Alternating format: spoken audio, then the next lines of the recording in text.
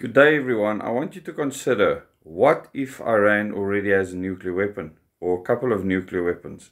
And a lot of people will say, but intelligence would have told the US and Israelis that there are nuclear weapons there.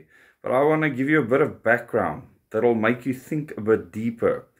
South Africa during the isolation years created up to 7 nuclear devices, fully assembled devices, with the 7th one being in the process of assembly.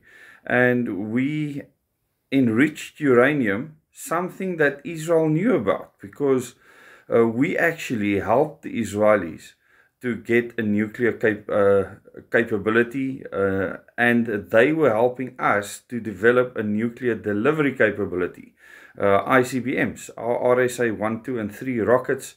And what we were planning beyond that was for us to be able to have intercontinental ballistic missiles. And I was based at the test range at Bredasdorp. I saw the Israelis come there, the Americans come there. They knew about the South African nuclear program, and they were just not willing for that technology to be handed over to the ANC government. And that is why it was dismantled. Let's just look at the facts here.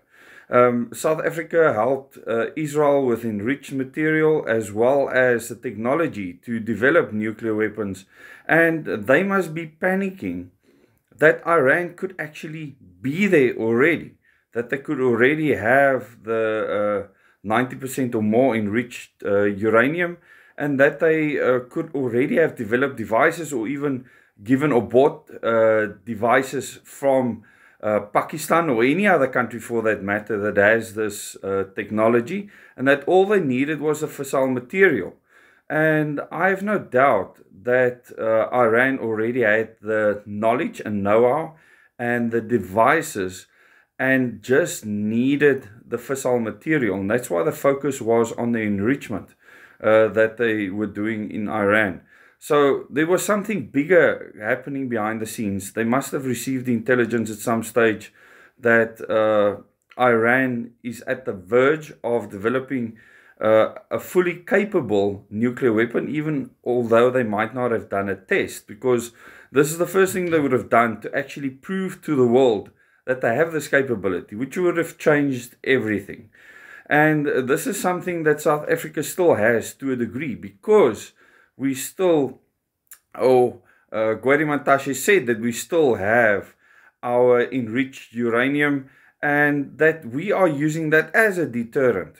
And even although we took our nuclear weapons apart and that it was overseen, there's many things that was not seen, that is not said.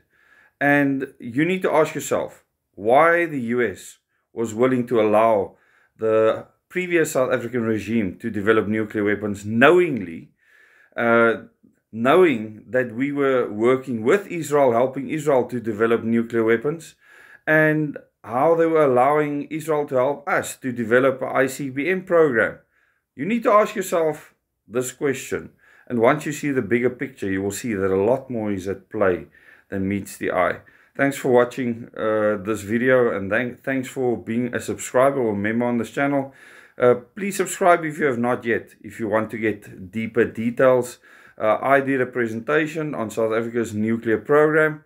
In the highest membership level on this channel, you can go and watch that there with all the other presentations that I have done as a nuclear professional, and for someone that has actually been where the action was. I've seen the RSA launches take place at the Overberg test range when I was doing my national service there. I spoke to the people involved in the programs. And the one thing that you need to realize is that there is a lot that the public does not know with regards to the South African nuclear program, the Israeli nuclear program, and why the US is so involved. Thanks so much.